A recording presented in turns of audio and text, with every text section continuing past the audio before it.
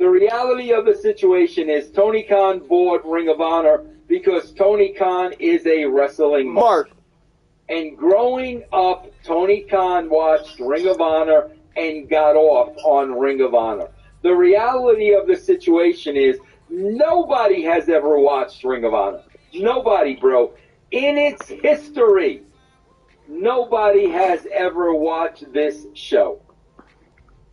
Ring of Honor is and always has been a nothing burger. But Tony Khan literally is going to sit there and try to convince all of us that Ring of Honor is valuable and Ring of Honor is viable when it comes to the next media rights deal. Bro, when he tries to sell Ring of Honor to another media company, bro, they're not even going to know what he's talking about. He is probably going to present Ring of Honor as right behind the WWE, and the people he's talking to in television, they're not even going to know what this guy's talking about. They never watched Ring of Honor. They never heard of Ring of Honor. There is no value to Ring of Honor. But Tony Khan goes on.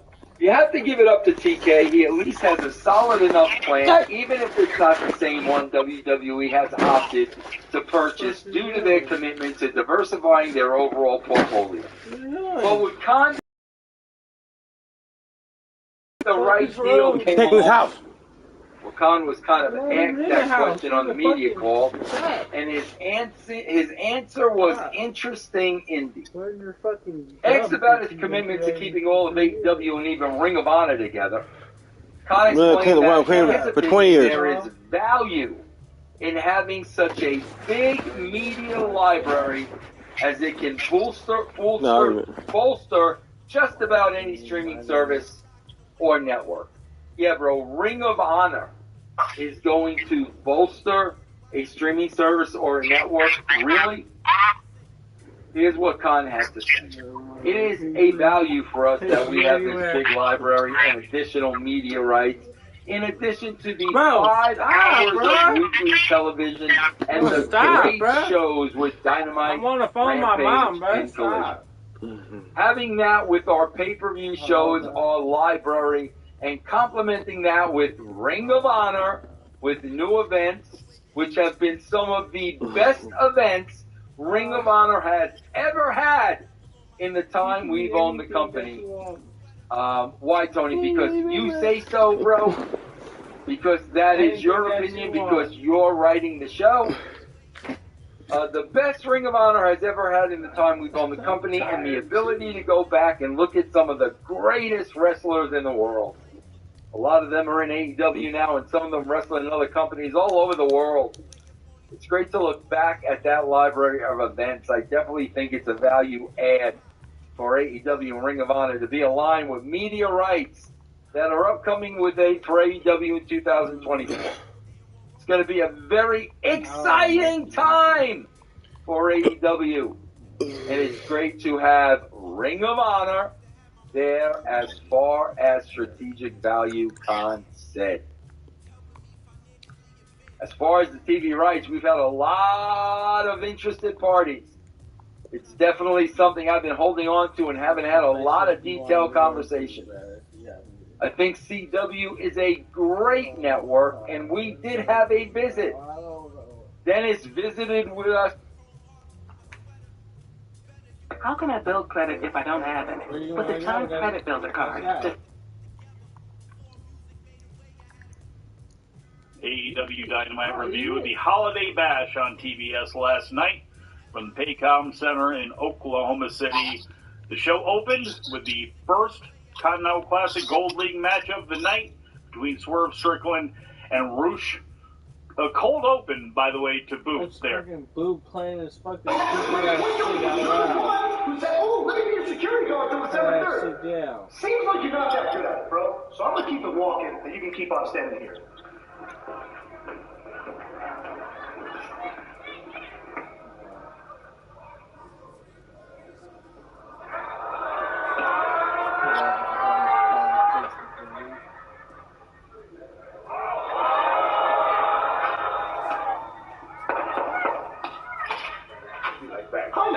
Nice one. Oh, what is this, man? What the hell is this shit? What is it?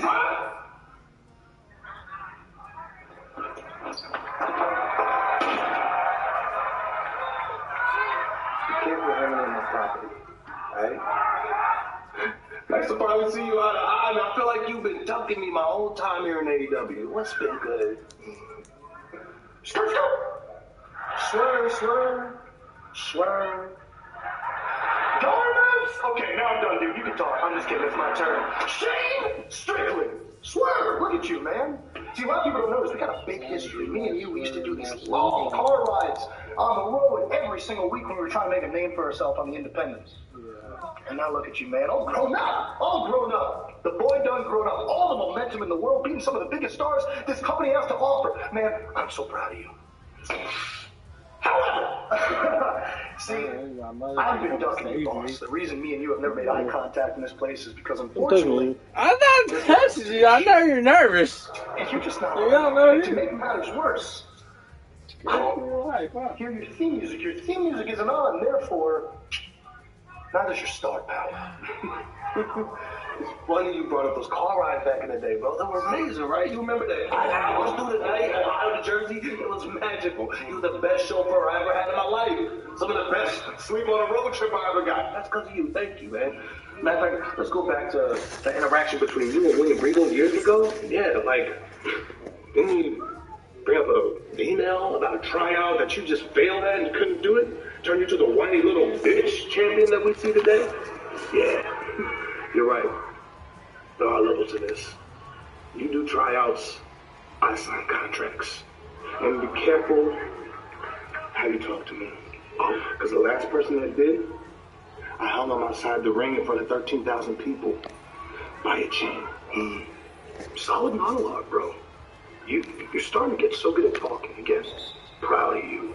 You talk about Hangman an awful lot, though. It's almost obsessive. Now, it's funny you're talking about respect because I'm your world champion, kid. So I think you need to check your tone and watch your mouth. And when we're talking about your mouth, maybe you can show me some respect. Pull those hand-me-down Flavor grills out of there.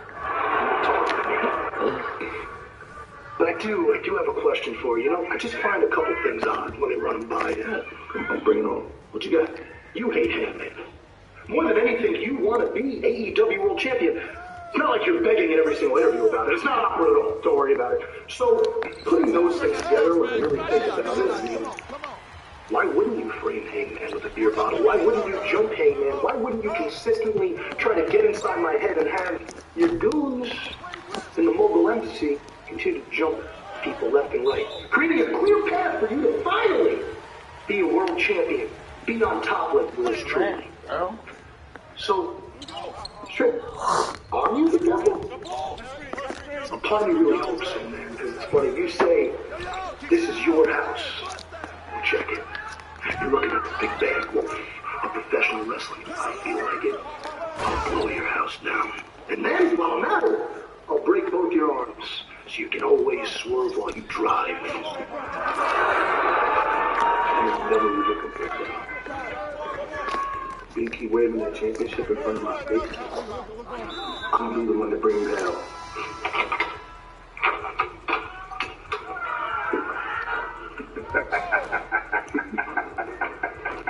Well, what is all good on this side of the hood, my friends? It seems you gentlemen look very, very busy, yeah?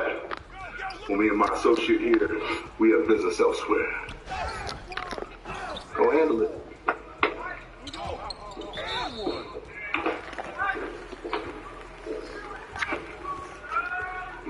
It was all good inside here. By the way, boss, I forgot to put you on about the collision last week.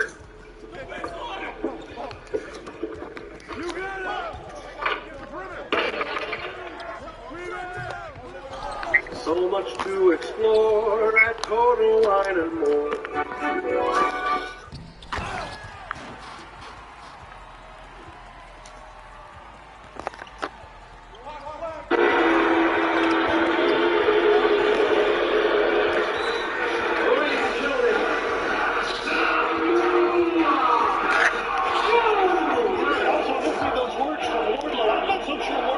Even wants to become the world champ. I think he just wants to break him, Dana.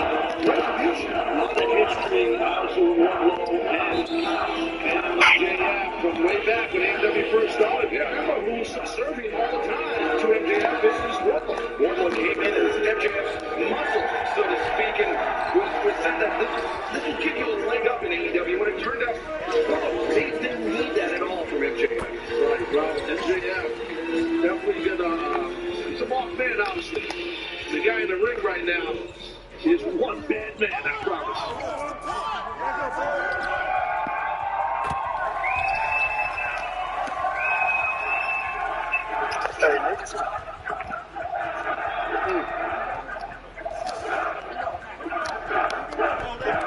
Oklahoma City, my name is Samoa Joe. And once again, I have come here seeking answers. Last week I was seeking answers, but I was asking the right questions, but maybe I wasn't asking the right people. You see, even though Roderick Strong may be the dimmest bulb on the Christmas tree, he brings up a good point.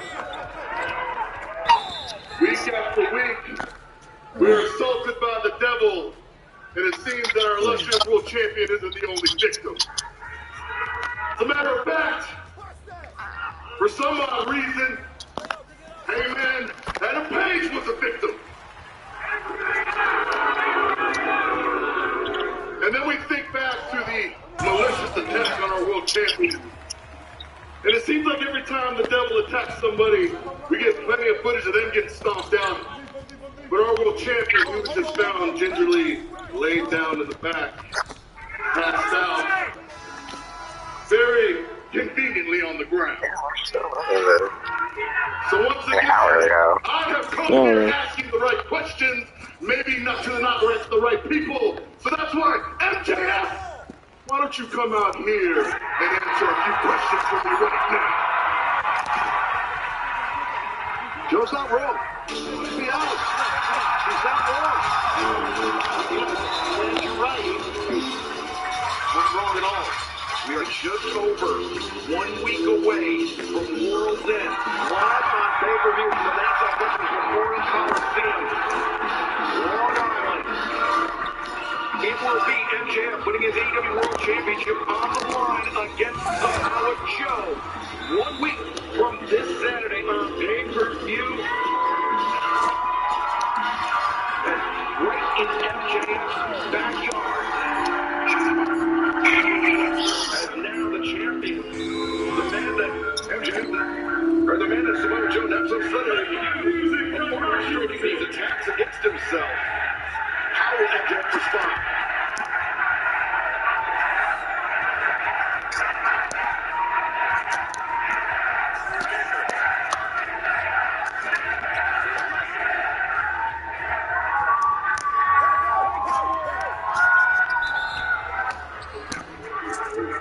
Joey Samoa, let me get this straight. Joey Samoa. So I get jumped in the back by a bunch of goons. I get hit in the back of the head by a beer bottle. You're out here. You're accusing me of being the man behind the mask, the devil. Is that correct? Correct. You know, that's really interesting, Joe, because Oklahoma, I recall something. I recall Joseph over here saying that he was going to protect me in our main event, going to Long Island for World's End for the world title.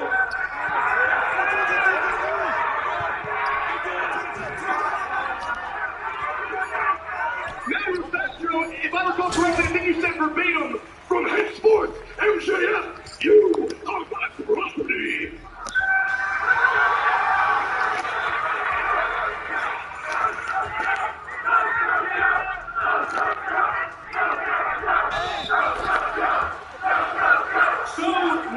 Joe, it's become pretty clear that you care about your property as much as you do about your diet. But since we're throwing accusations around, Joey, hey, Oklahoma, I got some accusations of my own. Would you like to hear them?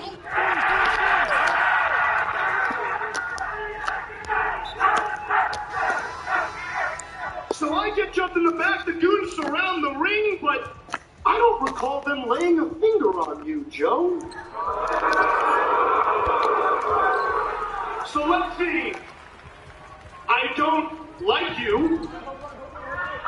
Now, I I don't trust you.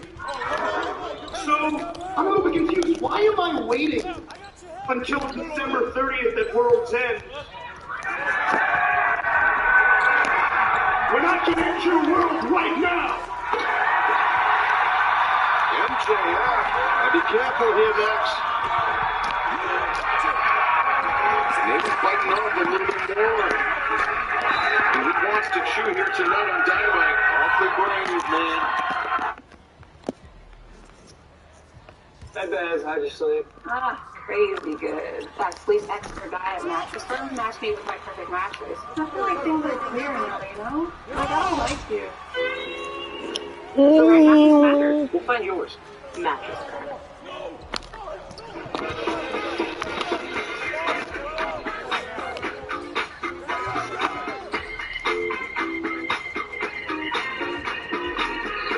Your story, your story. Correct, Pathfinder, Ralph Lauren. Well, MJF obviously offended by the accusations and the implications by Samoa Joe. To the point. He wanted to have nothing to do with Joe. But I mean, remember, MJF, he's been pointing fingers of his own. He might get some fingers in box. He's masked. The masked man from the... Look how many of them there are. beFORe. They're surrounding Joe and MJF, but they're taking care of each and every one of the masked men. MJF and Samoa Joe able to fight off all those masked assailants, but you know, even more coming forward with the barricade. Not goodness. There's a good shot of them surrounding the ring. Look how many of them there are. Well, then back-to-back, Joe and MJF, they have to work as a unit at this moment because they, man, it's not both of them. The ring completely surrounded. Joe and MJF are trapped.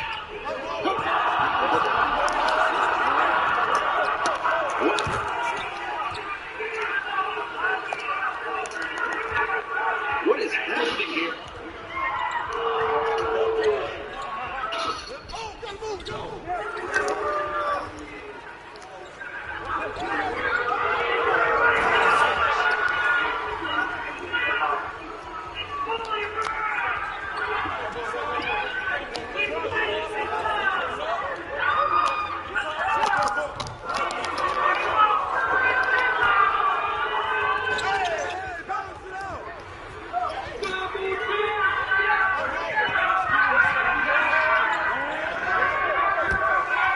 Remember, MJF, he's still one half the Ring of Honor World Tag Team Champions alongside Adam Cole.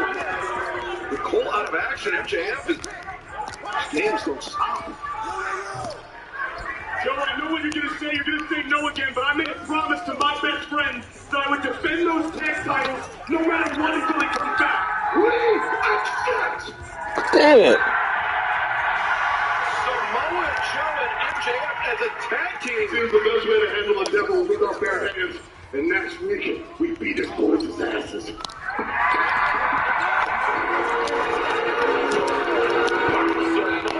Joe tries again for a moment. Interesting, they're gonna team up before it's days ahead of World's End. Tony Joe and MJF accepting this challenge. Wow. Blockbuster announcement. MJF and Samoa Joe uniting in the face of this devil. I love World Market during the holidays. Wandering the food aisles, discovering tasty new treats and food traditions. And they just expanded, adding over 700 new finds. Picture yourself at a European Christmas market.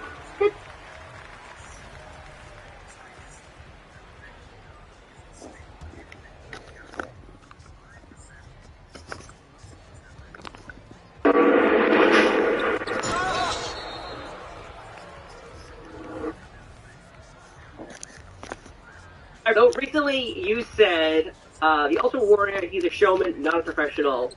Have people given you crap over that Ultimate Warrior comment? You kind of, has this happened to you tonight?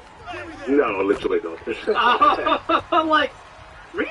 Like, listen, there's a different time and era for everything, but Somebody at work came up to me and was like, That was funny. Like, did you mean that? Like, yeah, of course I mean it. On the difficult side, yeah, Jim was tough. I mean, warrior. But I think that had a lot of things to do. I have a lot of empathy for him, and even at the time, where this guy came out of nowhere. Really, I mean, it's not like he hadn't wrestled before, but that amount of fame that he took, and he was an outsider. At the time, that's like I mentioned, how it was a different world, whether you were on one side or the other. And he certainly didn't help himself as far as, being defiant in many ways. And he was very stiff working, and he paid the price for that, dearly. But there were times, where we'd be at some kind of a, promotion where he would be signing pictures, and he would sign pictures, never even look up, just like he's flipping pictures. I'd be looking like this guy, like, what the hell, dude? But then the next time he would be on a knee with a kid for 20 minutes talking to his kid. So whether it was the stuff he was doing or whatever, but there was kind of two sides to it. And I had a lot of conversations with him, backstage, because we didn't really hang out in main areas with the guys or anything like that. So, for him, I think that it was just too much. He didn't have good people around him advising him. He always got the people in his ear going like, "Why are you putting up with that? And you got this, you got it over them, and who knows? I wasn't part of that, but yeah. But he could be tough, that's for sure. I mean, you go into those interviews thinking everybody's professional here, and I knew what was going to go on, and I was kind of you didn't really, you weren't supposed to text me. I was the credible journalist, as you mentioned. Yeah. But sometimes it went off the rails.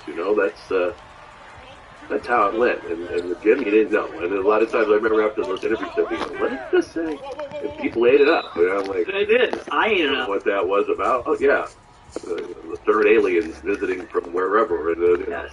And I think he's trying to play off this. Hulk, one of the great things I remember Hulk telling me early on about his interviews, and he said, you notice I don't talk about wrestling, but I do it.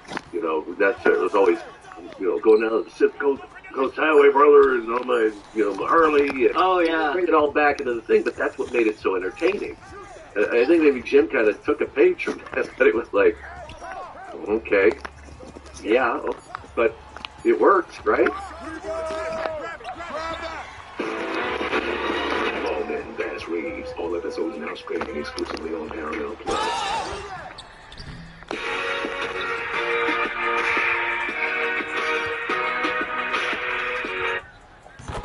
Yeah, I don't like people who don't respect me. When they first met me, they were cool, and then they got the big head and whatnot, and didn't respect the business, didn't pay the dues that I paid, didn't care about others.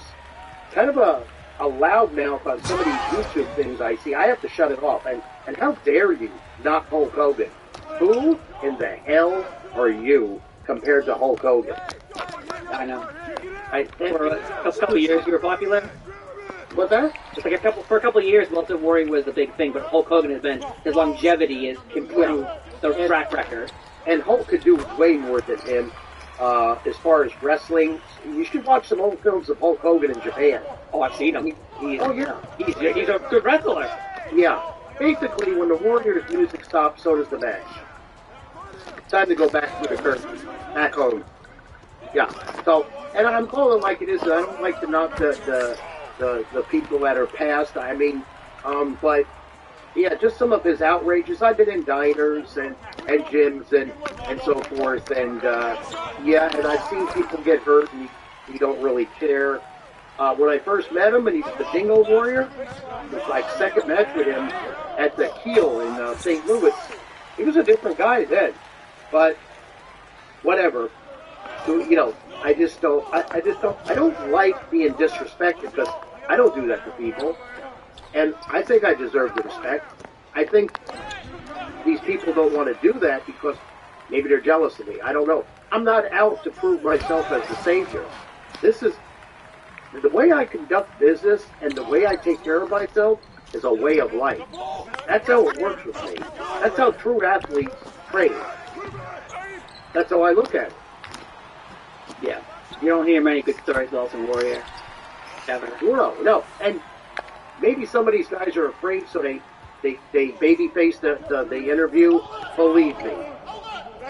If I'm in a hotel room, or if I'm in a rent-a-car, or on the plane, I'm going to say 8 out of 10 are burying him.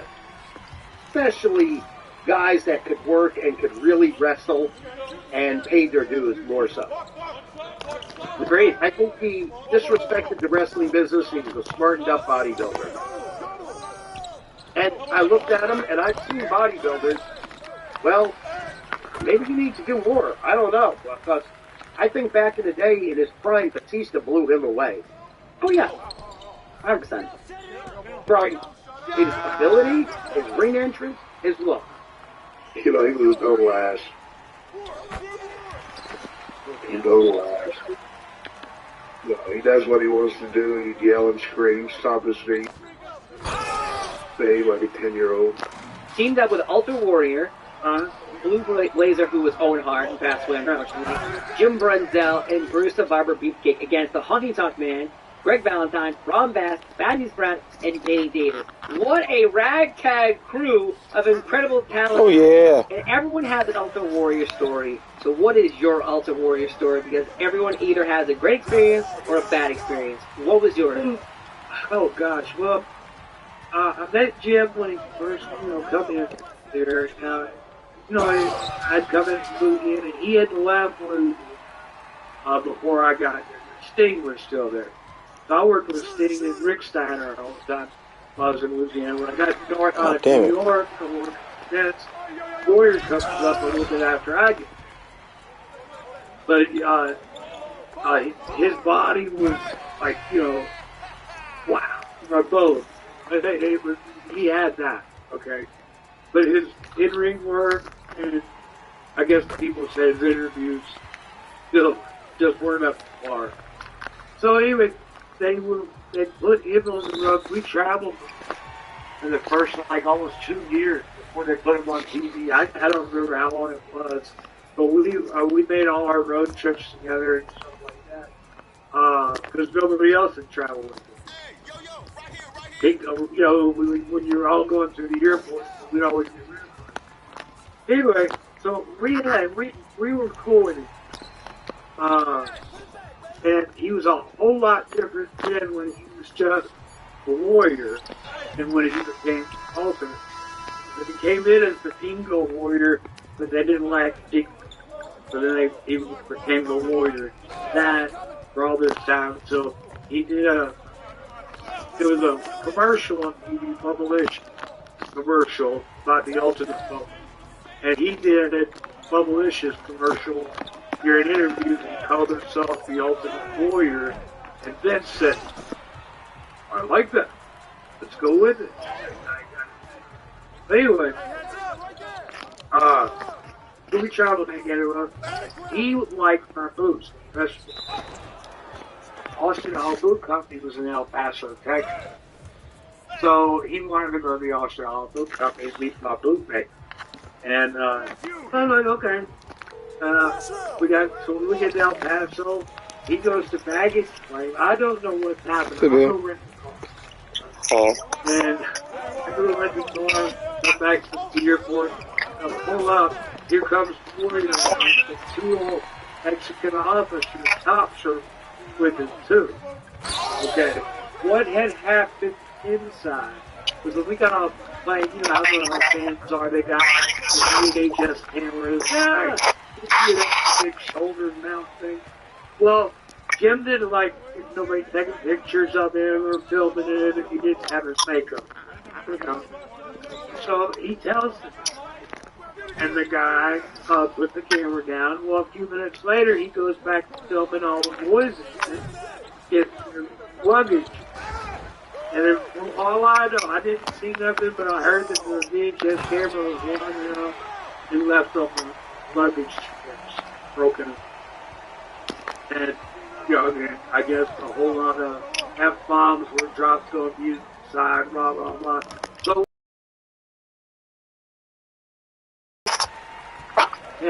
the truck on there, and he throws the first bag in the trunk and lands great. Goes to throw the second and hits the rip of the trunk, just falls on the ground. Right. And he grabs a bumper in the car. I think it was a Sable or something. Those kind of cars were a TWaS. The TWaS. So he grabs the bumper and he starts going up and down with it, and then he starts bouncing the tire around. The tires going around. And the two cops look at me and they said, "We're glad you got this, buddy. We're going back inside." I get him in the car, and I'm driving. We're like, "What is wrong with you?" So he tells me what happened inside. I said, "Dude, there is no way they can do my bootmaker like this. You're not going to wake out, no. Because having a pair of awesome boots, not everybody has, right?" So I said, "Before you go to the bootmaker, you're smoking with me." So I pulled the joint out and set it up, made him smoke 2 joints with me. Well, we rode around El Paso, then we went, and he got my bootmaker. So we get action, and we're in El Paso.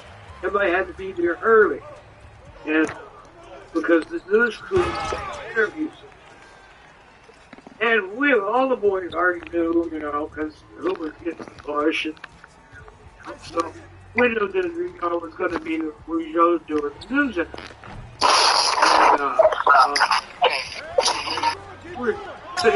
you know how boys do. Anyway, so I got the John Raymond, I'm sitting. Mexico's just right across the river. If you were really cool and you and Raymond could say a little Spanish. And he goes, we are French idiots. We don't know all of this Spanish. And I said, "I know a little bit." And I do it, cállate. So if you say like, ¿qué pasa? Como estás? Nada. And then this other one is mi hermano es Sota. So I teach them that. Yeah. And so I said it, raise your arms up in the air and yell. At the end of the interview, the news guy's standing there. Josh throws the arm in the air. "Mi hermano es Sota," with a big smile.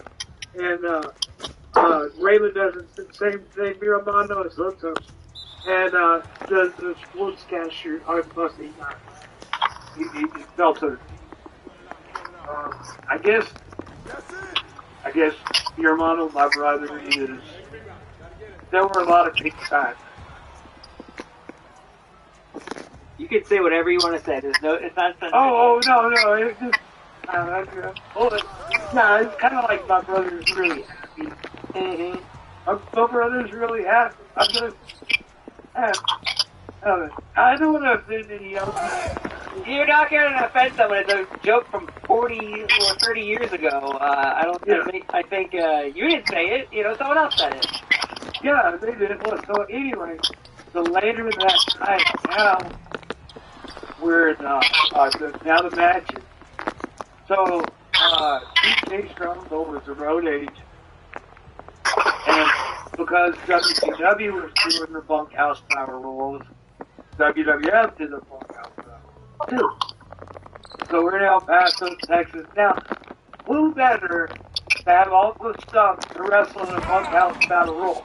I got all the stuff. Chaps, boots, spurs if I need them, bullhorn. I got it all, right? So they put me on fourth and then put the bunkhouse battle rule right after the fifth. So I got time to work 15 minutes with Danny Davis and then walk through the dressing room and get a drink of water and turn around and walk back out in the battle rule. I can't suit up for nothing, I'm like, I'm the guy. So I guess I don't. One of my ribs probably got me. Guys, they weren't really after me, but they were after me, sort of. Because I had made some remarks on battle roles about guys trying to get you, you know, before. So, anyway, so I wrestled with Danny Davis. So get back to the dressing room. The dressing room here were different. But me and Warrior were in the dressing room by ourselves. Little doorway and table and lights and beers and bathroom. So, you know, as soon as I walk in and grab something to drink, he grabs a bottle of baby oil and owns it. And I was like, what are you doing, dude? And I didn't like it. I don't want to, you know, you can't do anything to anybody. Hold them. Yeah. But he's hugging me. He said, man, they're going to get you. He said, all of them are talking. They're going to get there after you. Really? But boy, as soon as we got, here comes demolition, here comes, everybody's after me, and I'm just, you know, sliding out of the clean run through everything. Nobody can do nothing. And I couldn't let it go at that either. You know, after I finally got eliminated out of the back battle royal, there I'll get back to the back, and I put this in the face. Look at you, big guy. Can't handle, you know, I'm like, oh. I was being real obnoxious and half-Polish. Yeah. But I was just like, you know, anything, you know, strut, everything. So the time you can, make sure you do a good job. Of course. That's so funny. Greased out little pig. So a couple of nights later, we're in Wichita Falls. That's more coffee a little bit. Same thing, bunkhouse battle royal now.